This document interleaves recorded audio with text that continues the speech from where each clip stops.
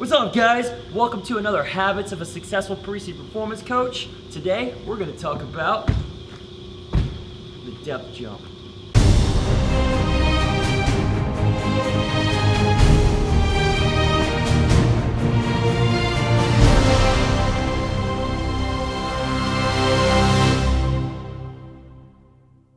So guys, I know this won't look like a very advanced drill, but it really is. It's putting a lot of force on the athlete's body. So make sure before ever doing the depth jump that they have a good strength base as well as a good background in jump training. So the depth jump is originally developed by Yuri Varshansky, who was a Russian track and field coach back in the 60s, 70s, and 80s.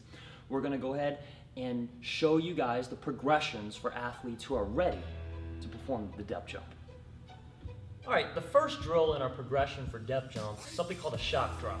We're gonna have our athletes step up onto a 16-inch box. It can be shorter, it can be higher, but use your discretion with your athlete.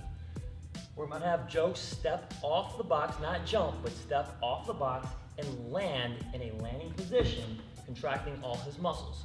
Now, this is a little bit different than what we normally teach when landing. Coach Joe, why don't you land like you're absorbing force, okay? So notice on that second one, he absorbed the impact.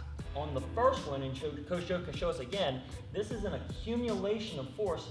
He's stopping himself from going down because he's trying to build up that force to use it at a later time. And that's really why this drill is very advanced. There's a lot of risk to it, but you have to look at your drill. What's the risk reward to your drill? Does the reward justify the risk you're taking with your athlete? The next progression is the depth jump, but from a lower box. You can start your athletes on a 12-inch box, 6-inch box. I'm starting Coach Joe on about a 16-inch box. He's going to move his toes all the way up to the edge of the box. Very important that he steps off again, does not jump off the box. As soon as he makes contact with the ground, he's gonna jump up in a vertical direction, but he's gonna land on the balls of his feet, not his heel. Ready, Coach Joe? And then he lands. Very good. So you saw how quick that was. Coach Joe was not on the ground very long at all. You want your athletes to be making contact with the ground for 0.2 of a second or less. That's very important. It's key to this drill. Now, once the athlete has done a really good job and they're exploding up off the box, even getting heights equal to or higher than the box, you progress them to a 30-inch box. The 30-inch box is the sweet spot. That's where we want to get our athletes to. Anywhere between 30 for reactive strength to 45 inches for just regular strength training on the depth jump.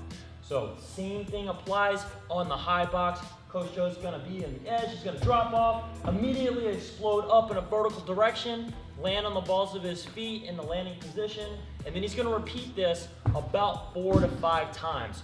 Your more advanced athletes are gonna maybe get 8 to 10, but very important, you don't wanna overload your athletes because this is very taxing on the central nervous system.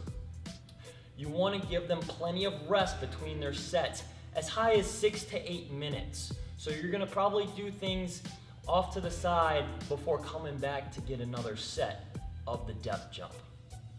So, Coach Joe, why does the depth jump work? So the depth jump is actually utilizing the stretch reflex. So the faster the stretch, the faster the contraction. So what the body is doing is it's trying to accumulate force. So when it accumulates force, it's storing up energy in the ligaments, the tendons, and the muscles of the body. So when that happens, the athlete will later in the future be able to utilize that force a lot better, a lot faster, a lot more effectively. Now, that makes a lot of sense. So this is a really complicated subject. Even though the exercise is very simple, it's a lot to cover in just 2 minutes. So if you have any other questions for us, feel free to drop us an email and we'll be more than happy to answer your questions.